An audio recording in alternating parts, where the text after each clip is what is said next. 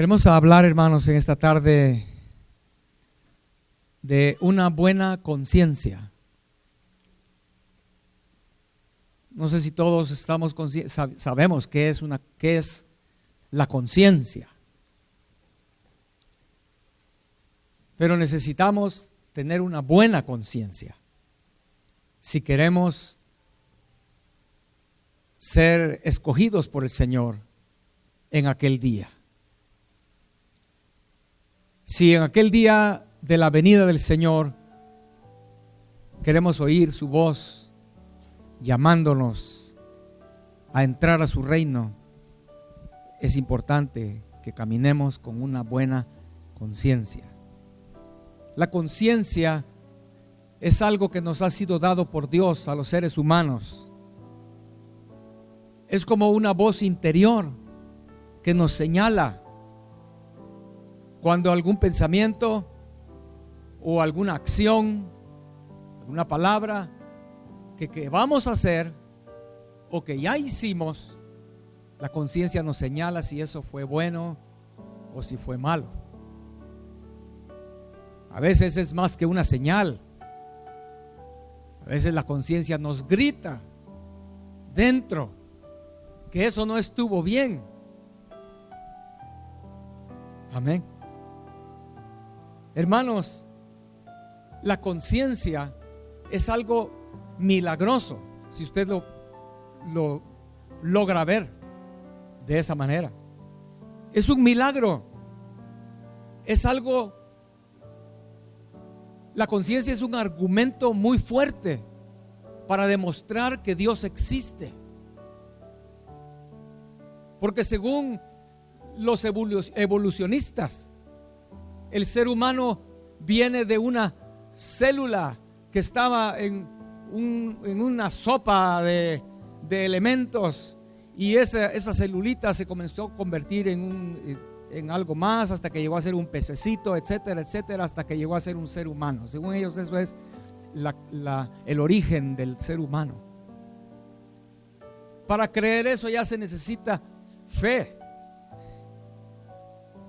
Y encima de eso, ese ser humano tiene una conciencia, no solo un entendimiento del yo, lo que hablábamos el domingo pasado. Imagínense cómo una cosa que surgió de elementos físicos llegó a ser un ser humano y a tener un yo. Y después ese yo tiene una conciencia que le dicta que eso estuvo bueno o estuvo malo. Eso es una muestra que Dios existe, hermanos. Eso no surgió. ¿De dónde pudo haber surgido? ¿No? Amén. Hermano, ¿quién le dijo al ser humano que, por ejemplo, cualquier ser humano, por primitivo que sea, sabe que matar unos 20 niños inocentes es malo? Cualquier ser humano sabe que ir a prenderle fuego a la casa de su vecino, con su vecino dentro, es malo. No necesita que nadie se lo diga. ¿Quién se lo dijo? La conciencia que Dios nos puso allí, hermanos. Ahora quiero que miremos algo en el Evangelio de Juan, capítulo 8. Ahí está la historia de la mujer de la mujer adúltera. En Juan capítulo 8, la historia de la mujer adúltera.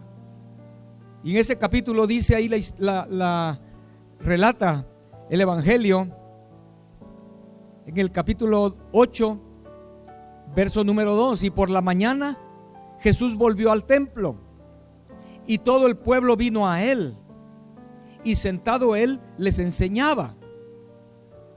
Entonces los escribas y los fariseos le trajeron una mujer sorprendida en adulterio, y poniéndola en medio le dijeron: Maestro, esta mujer ha sido sorprendida en el acto mismo del adulterio.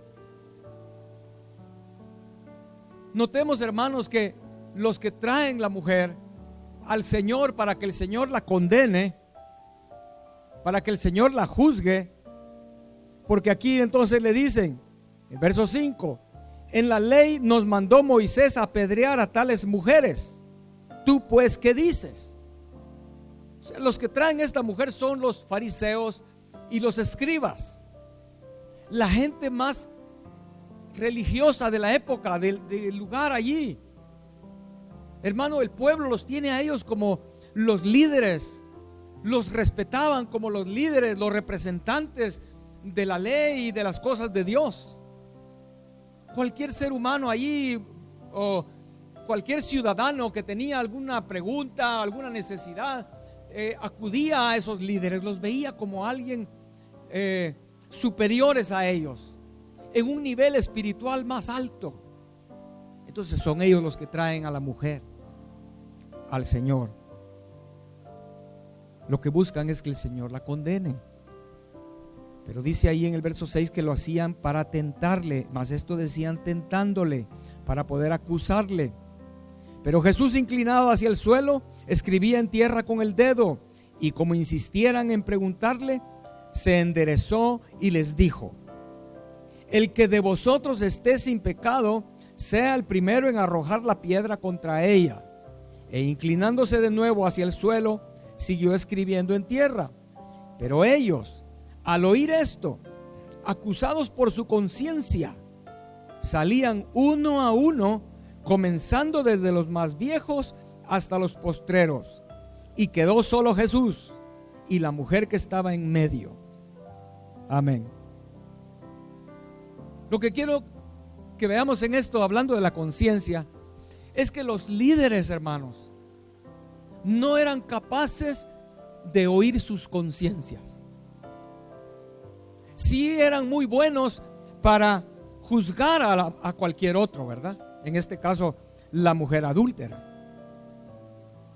Buenos para juzgar, pero no eran buenos para oír eso que Dios puso en cada uno, la conciencia.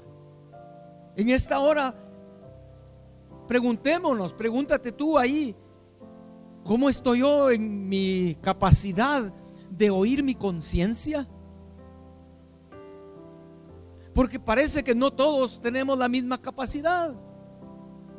Algunos, sus conciencias se han ido contaminando y hoy les cuesta oír la voz de la conciencia.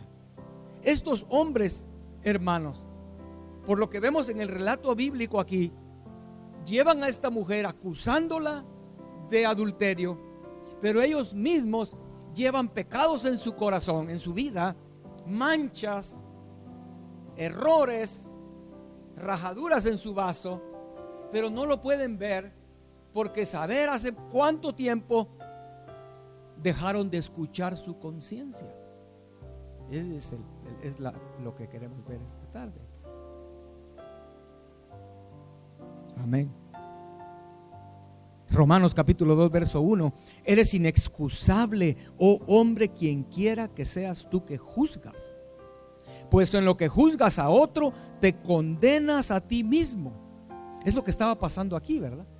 Ellos juzgando a esta mujer, pero ellos estaban condenando a sí mismos porque iban cargados de pecados. Dice aquí, verso 2, mas sabemos, en Romanos 2, verso 2, mas sabemos que el juicio de Dios contra los que practican tales cosas es según verdad. Y piensas esto, oh hombre, tú que juzgas a los que tal hacen y haces lo mismo, que tú escaparás del juicio de Dios. Amén. Pero, hermanos, cuando ellos fueron confrontados aquí en este relato con Jesús, nada menos que con Jesús, Él es la verdad. Cuando ellos fueron confrontados a Jesús, inmediatamente pudieron ver sus pecados, sus rajaduras. Hermanos, solo el Señor puede ayudarnos. Si hay alguien aquí que ya su conciencia está cerrada completamente y has caminado ya meses, años con pecados, con errores, Eso ahí está todavía. El Señor puede hacer que tú de pronto veas lo que hay ahí dentro. Amén. Pero tristemente dice aquí este pasaje, hermanos, que cuando ellos vieron, su conciencia les comenzó a acusar y les comenzó a decir: ¿y tú qué estás haciendo aquí? Si tú hiciste esto, vives de esta manera, has hecho esto otro. Dice la Biblia que entonces uno a uno, comenzando desde los más viejos, se empezaron a ir, se empezaron a retirar. Pero qué triste, ¿no? Qué triste es oír la voz de tu conciencia mostrándote tu pecado, tus pecados, y en lugar de correr a los pies de aquel que puede librarte, de aquel que puede limpiarte, de aquel que puede restaurarte, ellos decidieron salir lejos, a saber de dónde. Yo creo, hermanos, que ellos regresaron, se fueron a sus casas, pero en el camino otra vez volvió a sus vidas esa incapacidad de oír sus conciencias. Al día siguiente tal vez ya ni se acordaban de qué pasó. Al día siguiente tal vez hasta estaban diciendo: pero tan tontos, ¿cómo? ¿Por qué esa mujer era merecedora de ser apedreada? ¿Sí lo podemos captar o no? Porque, hermanos, si no corrieron a Jesús, es obvio que ellos regresaron a su misma manera de vivir. Amén. Una manera en que muchos hombres y cristianos tienen ahorita, que es callar su conciencia, querer olvidar lo que hicieron. Así viven muchos cristianos, hermanos. Creen que el tiempo, ay, pero si eso fue hace 5 años. Ay, si cuando yo le pegué a mi suegra fue hace 20 años. Ese pecado ya no existe. Mentira. Mientras tú no vengas a Jesús, que es la verdad, y que su sangre te cubra y tú le pidas perdón, que vengas arrepentido, contrito y humillado, habiendo oído la voz de tu conciencia, eso que hiciste hace 20 años, aquello que robaste hace 10 años, aquella mentira que dijiste hace 5 años, ahí está. Pero porque no caminas con una buena conciencia, se te olvidó, o quieres olvidarlo voluntariamente, pero eso no es así. Así vivían estos escribas y fariseos, hermanos. Que el Señor nos dé la gracia para no cometer ese error. Amén. Amén. Que no convertamos el error, como dice en Santiago en el capítulo 1, habla de aquel que mira su rostro natural en el espejo y se ve allí y después se olvida de cómo estaba. Tal vez ves en el espejo de la conciencia, ves todos tus errores, pero cuando das la vuelta te olvidas, como estos fariseos y escribas, pobres, ¿no? Y dice ahí la Biblia que de pronto él dice ahí que quedó solo Jesús, dice en el verso 9, quedó solo Jesús y la mujer que habían puesto ahí en medio. O sea que no solo se fueron los fariseos y escribas, porque si usted lee el verso 2 que leímos, todo el pueblo vino a él y él se sentó y les enseñaba. Estaba una gran multitud, todo el pueblo, no solo estaban los escribas y fariseos. Hermano, cuando el Señor, la verdad, nos encuentra, la conciencia de todos es despertada y podemos ver.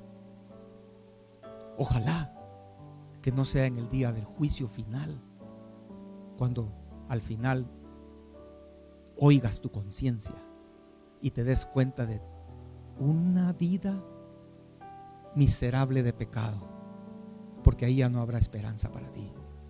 En el juicio final ya no habrá esperanza, ¿verdad que no? Amén.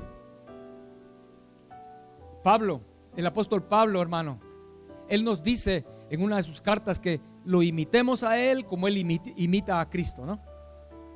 Quiero mostrarles cómo vivía Pablo en 4 citas bíblicas hablando de la conciencia. Hechos capítulo 23, verso 1.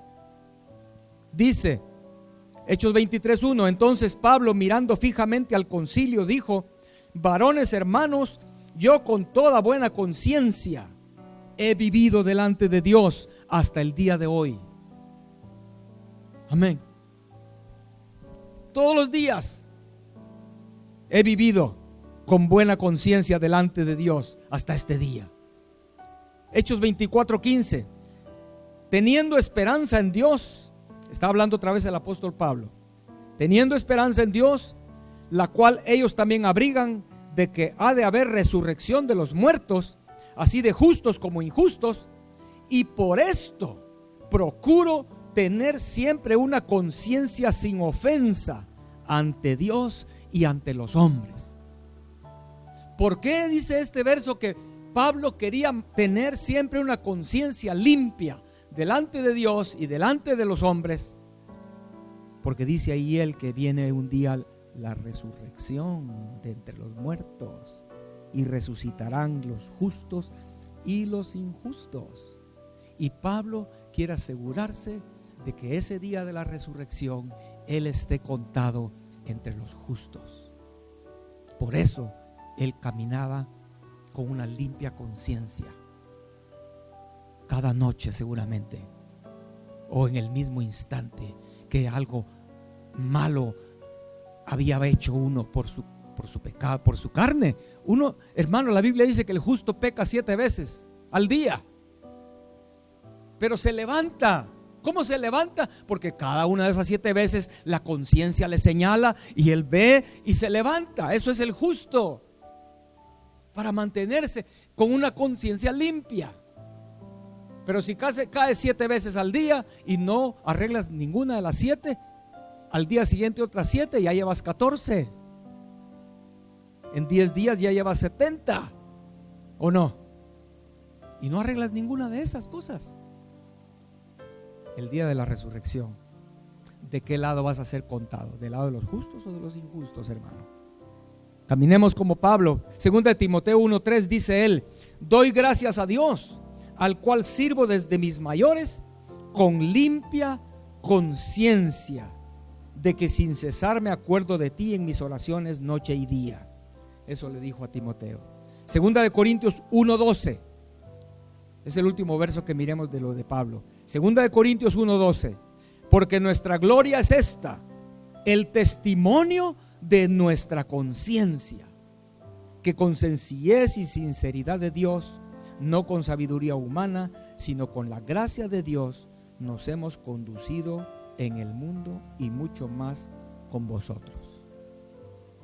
Amén. ¿Cómo está nuestra conciencia, hermanos?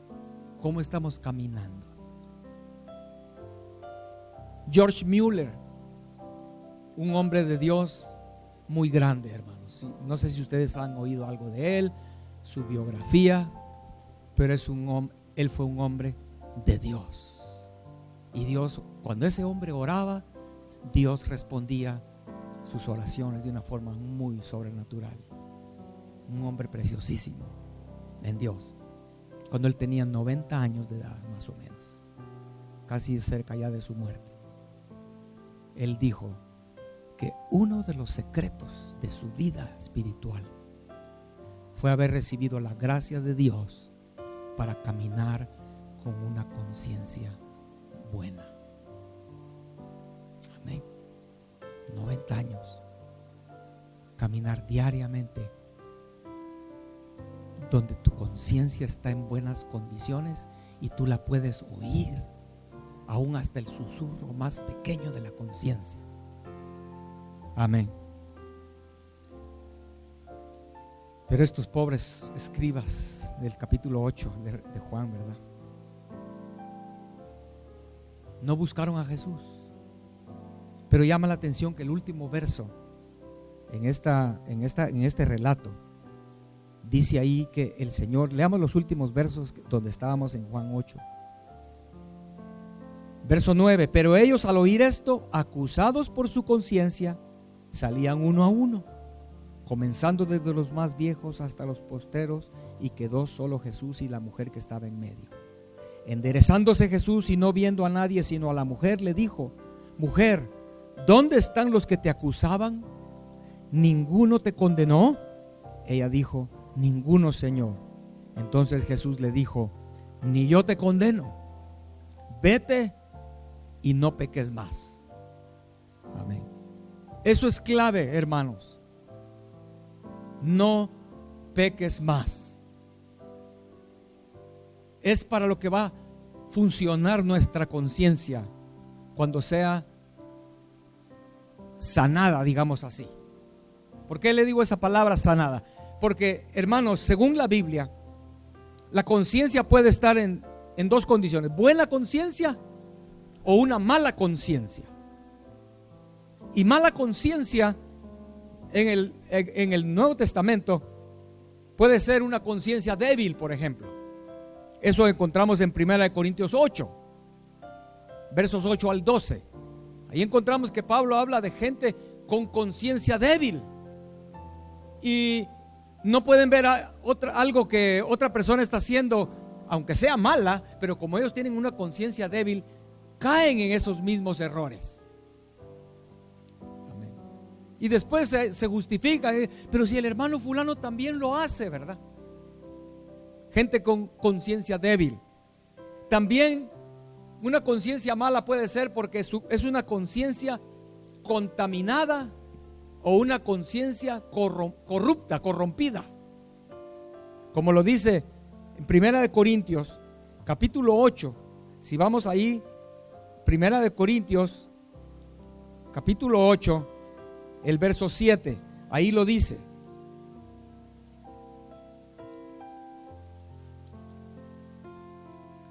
Una conciencia contaminada, dice así: pero no en todos hay este conocimiento, porque algunos habituados hasta aquí a los ídolos comen como sacrificado a ídolos, y su conciencia, siendo débil, se contamina. O sea que la conciencia puede ir contaminándose. Es de lo que está hablando aquí. El otro verso es Tito capítulo 1, verso número 15. Y vamos a Tito capítulo 1, verso 15. Dice: todas las cosas son puras para los puros, mas para los corrompidos e incrédulos nada les es puro, pues hasta su mente y su conciencia están corrompidas. Vemos, hermanos, o sea, como le dije al principio, la conciencia es algo que Dios puso en nosotros. En el Antiguo Testamento, no sé si usted se ha fijado, pero no aparece, al menos en la versión que tenemos, Reina Valera, y en la versión King James tampoco aparece la palabra conciencia. Pero cuando habla de esto que Dios puso en nuestro corazón como conciencia, en el Antiguo Testamento habla del corazón. La parte más interna del ser humano es lo que quiere decir el corazón en el hebreo, ¿verdad? Entonces, por ejemplo, cuando David le cortó una parte de su vestidura a Saúl y no lo quiso matar, pero le cortó una parte de su manto, después dice la Biblia que David se sintió apesadumbrado en su corazón. Eso era su conciencia. Amén. Eso que Dios puso en nosotros puede contaminarse, es lo que estamos leyendo aquí en Tito y en Corintios, ¿verdad? Se puede corromper y ya no vamos a oír su voz, ya no va a funcionar. Por eso, hermanos, es que en este mundo hay gente que es cruel. El hombre sin Dios puede llegar a ser muy, pero muy malo, hermano. Como el año pasado oí una noticia de una pareja, un hombre y una mujer jóvenes. Según ellos, vamos a demostrar que el hombre es bueno, los hombres son buenos. Y se fueron en una gira por todo el mundo con ese mensaje fueron atacados en un país musulmán, no sé si fue Afganistán, pero por ahí, y los mataron, según ellos pensando que todo, no, sí, básicamente el hombre en sí es bueno. No, el hombre sin Dios no puede ser bueno. Amén. Y el hombre sin Dios, su conciencia se corrompe y puede llegar a hacer cosas sumamente malas y crueles, hermanos. Por eso usted y yo debemos buscar caminar con una conciencia buena. No solo se puede contaminar la conciencia, también dice en 1 Timoteo 4:2 que la conciencia se puede cauterizar. Ahí está en 1 Timoteo capítulo 4, verso número 2. Si leemos verso 1 y 2, pero el Espíritu dice claramente que en los postreros tiempos algunos apostatarán de la fe, escuchando a espíritus engañadores y a doctrinas de demonios, por la hipocresía de mentirosos que, teniendo cauterizada la conciencia, van a predicar cosas locas, herejías, como prohibir casarse, como abstenerse de alimentos, etc. ¿Qué es lo que está diciendo ahí, hermano? Que gente que su conciencia se cauterizó van a convertirse en mensajeros de doctrinas de espíritus engañadores y de demonios. Y según ellos van a estar predicando algo bueno. Y muchos cristianos van a apostatar, es lo que dice aquí. Algunos apostatarán de la fe, oyendo a estos con sus conciencias totalmente cauterizadas. Amén. Por eso no debemos sorprendernos que hace unos meses atrás, hace unos pocos meses atrás, el gobernador de Virginia aprobó la ley de que si en un aborto el niño sale vivo, lo iban a poner en un lugar muy cómodo, dice, al bebito, mientras el doctor y la mamá deciden si va a vivir o va a morir ese bebé. Y si la mamá dice: ay, doctor, es que yo no puedo, soy muy joven o tengo mucha responsabilidad, yo no puedo hacerme cargo de ese bebé, doctor, mejor matémoslo. El doctor va a decir: bueno, matémoslo. Y van y matan al bebé. El gobernador de Virginia aprobó esa ley. Hermanos, ¿por qué? Tienen sus conciencias cauterizadas, es lo que dice aquí. De una vez achicharronadas, ¿no? Ya no pueden oír ni una sola voz. ¿Qué podemos esperar de alguien así, no? Que Dios nos libre, hermanos, si el próximo mes toman control de este país toda esa gente con sus conciencias cauterizadas, porque habrá persecución, habrá mucha muerte, muchas cosas feas estarán sucediendo. Amén. Pero solo el Señor puede ayudarnos, hermanos. El salmista en el capítulo 19, verso 2 clamaba: ¿quién podrá entender sus propios errores? Líbrame de los que me son ocultos, dice. Porque, hermanos, si empezaste no haciéndole caso a tu conciencia por cosas pequeñitas, tal vez le gritaste a tu esposa un grito y después ya se le olvidó, porque como tal vez ella es humilde o mansa y no te dijo nada, ¿tú crees que porque ella no dijo nada no fue malo? Y conforme fuiste añadiendo cosita tras cosita, sin pedir perdón, sin buscar la limpieza en Dios, llega un momento donde es como el que cree que tiene una camisa blanca, ¿no? Pero es que cuando la compré era blanca, pero no te diste cuenta que con el tiempo se fue poniendo amarillenta. Fue hasta cuando la comparaste con otra camisa blanca nueva, dijiste: oh. Como recuerdo un hermano que se enfermó de los ojos, le empezó eso, lo que se llama cataratas, ¿verdad? Y la catarata lo que hace es ir nublándose ¿cómo se llama se me escapó ahorita el nombre. Dentro del ojo hay un lente pequeñito, el cristalino creo que es. Se va poniendo nublado y la gente empieza a ver medio nublado, y poco a poco más y más. Pero le estoy contando esto porque este hermano, cuando lo operaron de las cataratas, él dijo: ya se me había olvidado cómo se miraba el mundo, las cosas. Ya él se había ido acostumbrando, como fue poco a poco, se había ido acostumbrando a verlo todo así nublado y apagado, los colores y las cosas. Y cuando le pusieron los cristalinos artificiales nuevos, ¿verdad?, miró claro y dijo: yo ya no sabía que así era la cosa. Así hay muchos cristianos, creen que así es la vida cristiana, pero con razón no tienes encuentros con Dios, con razón no puedes quebrantarte delante de Dios, porque hace mucho tiempo que dejaste de oír tu conciencia. Amén, pero hay esperanza, hermanos. Quiero que leamos 2 de Crónicas 29, verso 16. Esto fue cuando el rey Ezequías quedó como rey. Él empezó con el deseo de limpiar el templo y restaurar la adoración a Dios.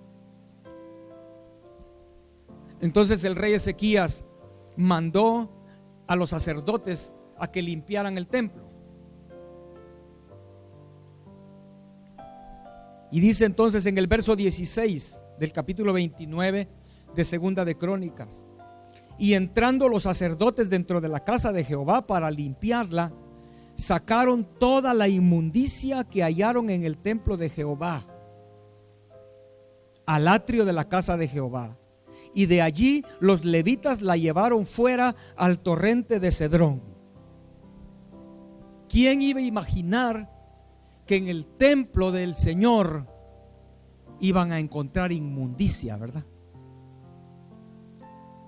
Amén. Y la palabra que utiliza aquí es inmundicia. Hermano, si el Señor en esta hora, porque recuérdense, en el Evangelio de Mateo y otros 2 evangelios, el Señor entró al templo y lo limpió, ¿verdad? ¿Recuerdan? Y Corintios, el apóstol Pablo dice que nuestro cuerpo es templo del Espíritu Santo. ¿Qué si Jesús quisiera entrar hoy a tu templo? La pregunta es: ¿va a encontrar inmundicia en este templo?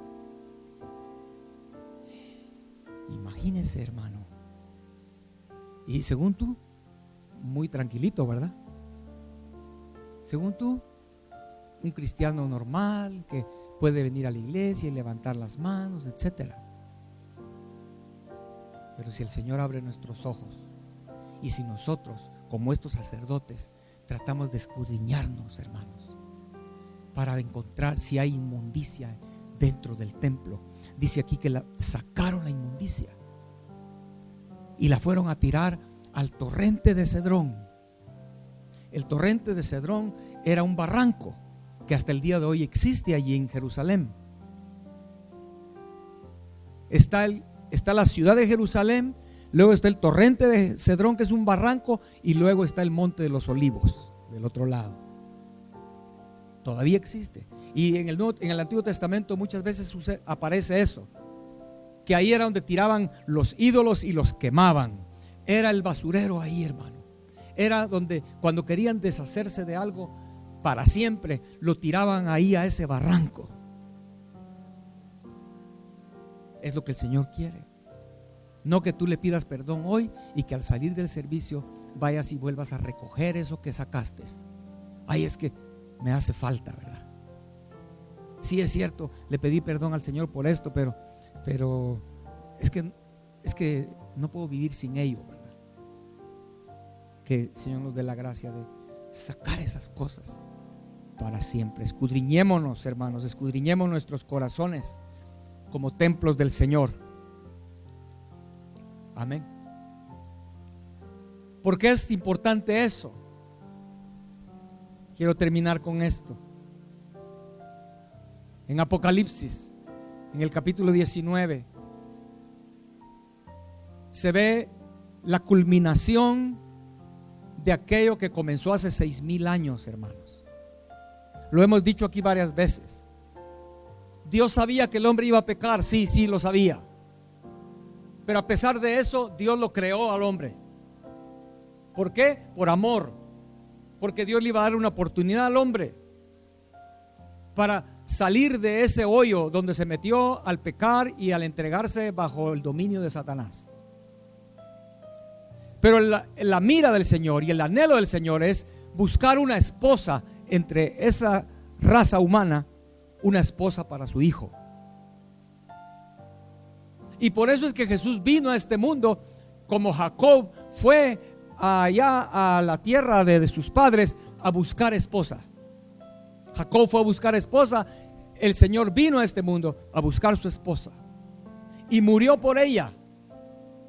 Y en Apocalipsis 19 es la culminación de todo ese plan de 6,000 años, hermanos. Dígame si no es importante para Dios. Si era su meta, la meta en Dios desde que creó al hombre era Apocalipsis 19, cuando la esposa del Cordero es presentada. Y dice ahí en el capítulo 19 de Apocalipsis, hermanos, es versos 7 y 8. Si quiere lo leemos, hermanos. Apocalipsis 19, versos 7 y 8. Como dice: gocémonos y alegrémonos. Vemos, va a ser un motivo de gozo, de alegría en el cielo, en la creación, en el universo, porque es la culminación de todo el plan de Dios. Y usted y yo estamos cerca de esa culminación. Por eso estamos hablándole en esta hora que busquemos caminar con una buena conciencia, hermanos, porque viene este día de alegría y el Señor no quiere que nos perdamos ese día, hermanos. Gocémonos y alegrémonos, dice, ¿verdad? En el verso 7. Y démosle gloria porque han llegado las bodas del Cordero y su esposa se ha preparado. Y a ella se le ha concedido que se vista de lino fino, limpio y resplandeciente, porque el lino fino es las acciones justas de los santos. Amén. Escudriñémonos, hermanos, en esta tarde. Pidamos al Espíritu Santo que en este momento Él venga y nos sane, nos haga capaces nuevamente de oír nuestra conciencia. Porque no es solo cosas grandes. En Efesios, por ejemplo, yo encontré una lista. Voy a leer rapidito la lista porque quiero que pensemos en cosas que están ahí y que no has podido oír la voz de tu conciencia. Pero por ejemplo, dice aquí, es Efesios 4, donde dice que los gentiles perdieron toda sensibilidad, es lo que dice el verso 19. Y tal vez aquí hay alguien que ya siendo cristiano ha sido perdiendo esa sensibilidad de oír tu conciencia. Porque dice el verso 20, después que dice en el 19 que los gentiles perdieron toda sensibilidad y por eso se entregaron a los peores pecados. En el verso 20 dice: pero más vosotros no habéis aprendido así a Cristo. Verso 23: renovaos en el espíritu de vuestra mente. Y luego del verso 25 en adelante menciona cosas que tal vez aquí algunos lo han hecho y por no ser sensibles a su conciencia ahí están. Número uno, mentiras. Verso 25, la mentira. Hermano, es increíble porque aquí hemos oído a nuestro pastor también oír muchas veces hablar acerca de la mentira y de lo grave que es y cómo para Dios es súper grave y los mentirosos tendrán su lugar en el lago de fuego y azufre, dice la Biblia. Pero a pesar de eso, encontramos cristianos en esta iglesia tan pequeña que mienten. Y cuando se les confronta, ¿pero por qué mientes? Ay, no me vas a decir si todos mienten. Es la excusa de los que mienten. Todos mienten. Y si aquí hay alguien que ha mentido y no ha hecho nada, tú eres de los que camina con una conciencia contaminada, que se está secando y ya no puedes oír. Cuando mientes, hermano, la conciencia te tiene que señalar y tú dices, ay no. Y hemos aprendido que cuando mientes tienes que arrepentirte, pedirle perdón a Dios, y tienes que ir y restituir a la persona que le dijiste la mentira. Tienes que buscar a la persona que le mentiste y decirle, perdóname, porque te robé la verdad, no te dije la verdad, te mentí, pero la verdad es esta y esta y esta, por favor perdóname. Hasta que hagamos esas dos cosas no hay liberación de esa mentira. Pero todo comienza con la conciencia diciéndote, eso que dijiste no es verdad, es un engaño, estás engañando a tu hermano, a tu hermana, a tu amigo, tu esposa. Y si no has pedido perdón de eso, el apóstol Pablo, les vuelvo a recordar el verso de Pablo, dice, debido a que viene la resurrección de entre los muertos, de justos e injustos, yo procuro caminar con una conciencia limpia. ¿Quieres perderte ese día? ¿Quieres ser puesto del lado de los injustos? Sigue adelante, no me sigas oyendo. Pero si tú quieres participar con los justos en la resurrección, que clamemos hoy, Señor, que yo pueda oír mi conciencia, aún en las cosas más chiquitas. Mentiras. ¿Qué más dice aquí? El enojo, dice, que no se ponga el sol sobre vuestro enojo, dice aquí en estos pasajes de que estoy leyendo de capítulo 4, verso 25 en adelante de Efesios. Que no se ponga el sol sobre vuestro enojo. ¿Qué quiere decir eso, hermano? Que enojarnos de tal manera que pasan días y sigues enojado. Tu conciencia debería decirte, hey, ¿qué está pasando aquí? ¿Tú puedes visualizar al Hijo de Dios enojarse 2 días, 3 días, 4 días con algo contigo? Oh, hermanos, robar está también en esta lista. Robar. Algunos estarán pensando en robar un carro o algo. No. Tal vez te robaste un lapicero de tu trabajo. Es de tu trabajo. O en tu trabajo usan tape, usan plástico, usan estos materiales, etcétera, y para ti se te hace fácil llevártelos a tu casa.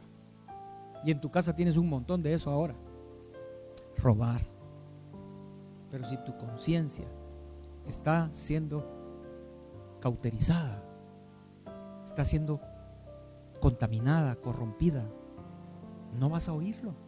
Y para ti va a ser normal. Ay, pero si en el trabajo tienen un montón, hasta lo tiran. No importa que lo tiren.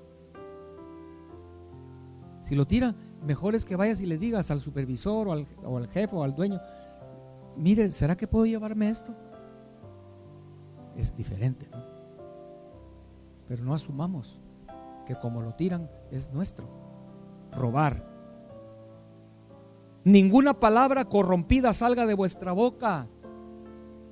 No se refiere solo a las palabras grandotas, ¿verdad? De a $1,000 cada una, sino también palabras feas que dices. Palabras groseras.